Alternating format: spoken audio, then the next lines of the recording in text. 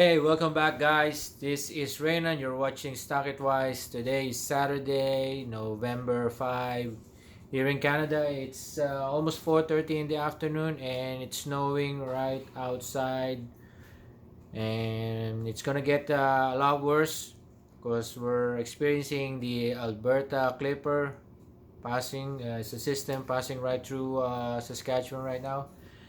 And the reason why I came on today is because a lot of people were thinking that next year will be a lot better. Uh, the rate's gonna go down. Mortgage rates will go down. Inflation's gonna go down. But I guess against their wishful thinking, uh, it's not gonna happen.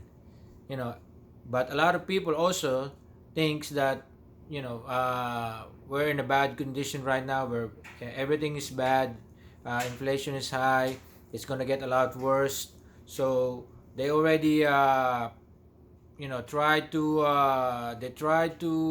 live their life around it and try to bake in all this inflation into their lives, because no matter what happens, I do think, again, this is just my opinion, my thoughts, and my take on what's happening. And I'm trying to decipher what the Federal Reserve governor, the chairman of U.S. Federal Reserve, said after the Jackson Hole meeting conference in July. So I'm just relying on his statements, uh, mainly because the U.S. Although I live in Canada, we are the northern neighbor of the U.S. We are just like the little brother. So whatever the U.S. does, we just follow it. I mean, I'm just thinking that might as well be part of them, because that's what actually is happening. So every decision, every time they made a decision, in regarding monetary policy or fiscal policy, it's just like it's either Canada goes with that decision first, and the U.S. follows, or we follow what the U.S. does, and so on, right? So in reading the excerpts from Chairman Jerome Powell, so it's on the Federal Reserve website. You can look it up, and I have the link on the description box below. So in case you're wondering, it's all there. You just have to read it. It's not a long statement. Actually, he said here specifically, said, "Today my remarks will be shorter, my focus narrower, and my message more direct."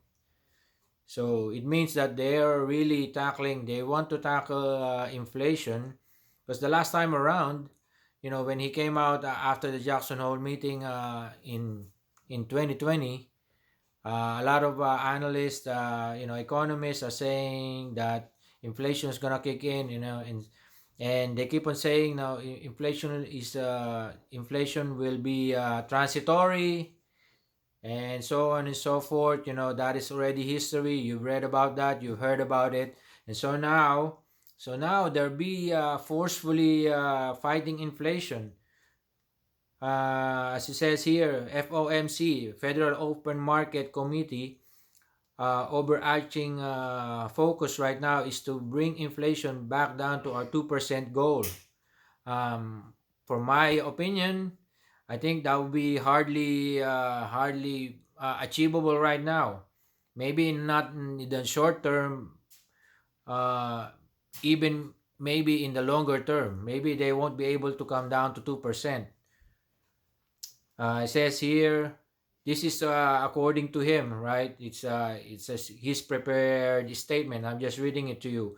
Without price stability, the economy does not work for anyone. In particular, without price stability, we will not achieve a sustained period of strong labor market conditions that benefit all. The burdens of high inflation fall heaviest on those who are least able to bear them. So Meanwhile, the rich are getting richer, the poor are getting pushed and slipping into the cracks, and mostly, going to food banks. You can read about it, and you can you watch the news. Food banks are overburdened now with people lining up. They have a tenfold increase on patronage because a lot of people are, just couldn't pay for the basic necessities, which is food, right? And apart from food, rents are going up. What else?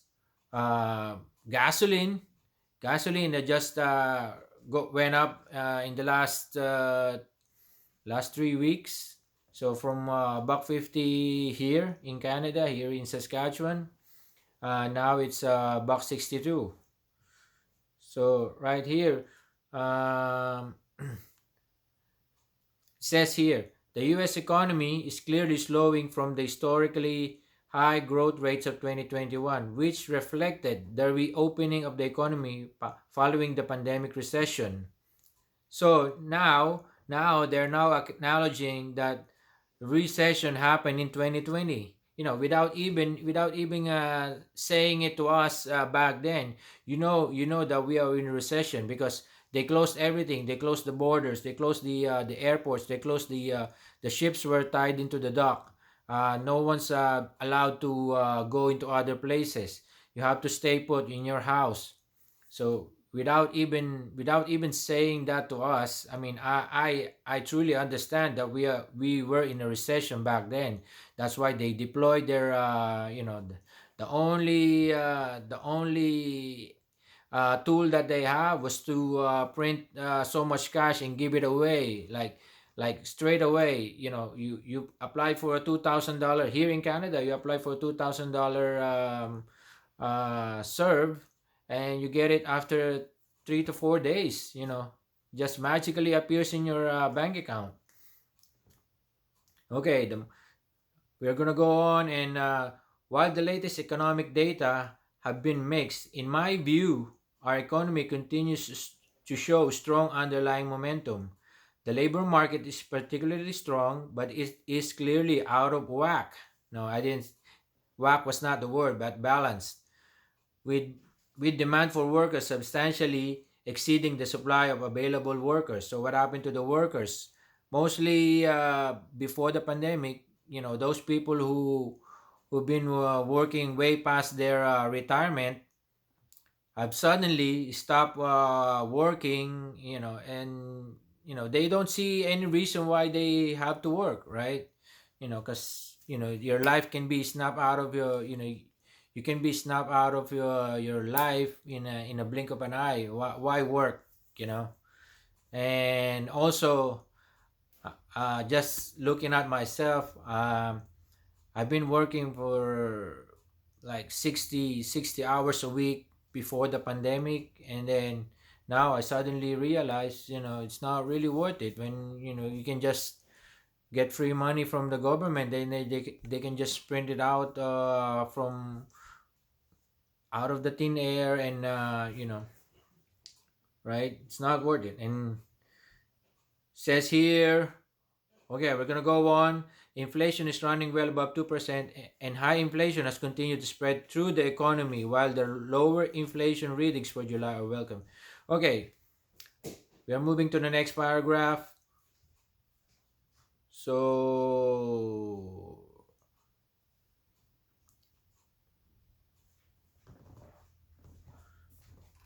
right, but you can also read it from your end, and just to understand it, like, they will not stop at anything.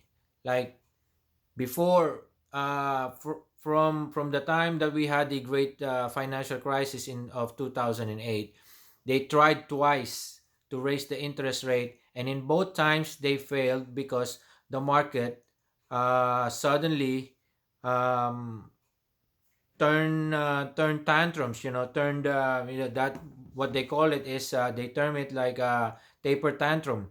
So what they did was, maintain the low interest rate, And that's what when all these debts have accumulated, because it's much cheaper to borrow than to deploy your own cash. Like banks, the private companies, the government have incurred so much debt that now it's going to be more difficult for them to raise it above a certain level, because then when we have a high interest rate now, the governments and the private sector, the companies and the people, the people who have mortgages will have to fork out more in order to service their debts. But they're not gonna let go of this simply because they failed miserably during the announcement that everything is transitory and that will pass.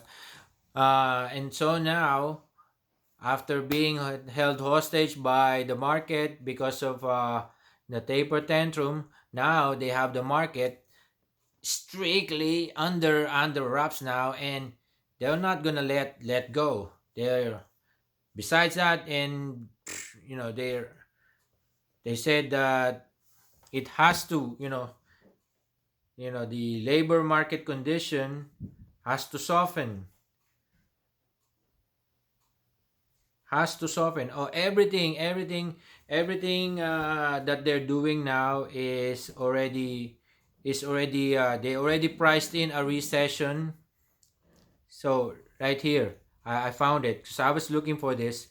Reducing inflation is likely to require a sustained period of below trend growth.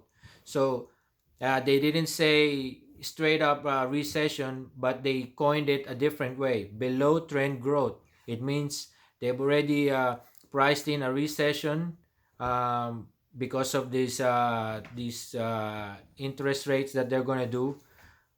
And moreover, there will be very likely be some softening of the labor market conditions. Again, they use another term, a euphemism for retrenches, for layoffs. They said here there be more softening of labor market conditions. So if you're not prepared for all of these, well, I don't know what's gonna happen in the next. We don't know what's gonna happen tomorrow or the next few days, let alone 6 months, a year from now. But you have to take the cue from the Federal Reserve's statement that they are willing to bring inflation at the cost of retrenchment, you know, companies closing down, and Elon Musk have already started it, right? After acquiring Twitter, he already fired the CEO, the CFO, and all those people. You can read it, and you can watch it on YouTube, and you can read it on mainstream media. It's all over the news that most people, they got their accounts, their company emails were locked out. They've been locked out before the announcement of mass layoffs.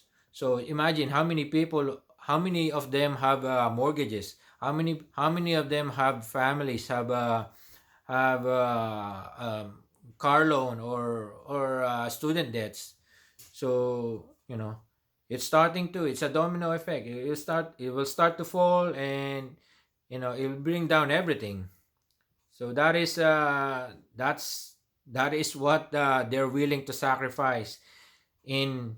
So it is getting me worried when they are razor sharp and they are only focusing on inflation. So you have to bake that into your finances or to your everyday decision, because they're gonna have a smaller rate hikes, smaller rate hikes for a higher peak. That's what he was saying a few days ago before the 75 basis points increase. So we can expect that will be in a higher rate. People will be paying a lot more into their mortgages, in the next few years from now. So I hope you get the point here. I'm just reading it to you. I'm just deciphering everything that it's written on the website. You can look this up, and also the description on the description box below. I'm gonna have a link, so you can clearly understand what the Federal Reserve are planning. I'll see you again next time. Thank you for watching. Again, this is Stock It Wise. You're watching Raynan. Bye bye.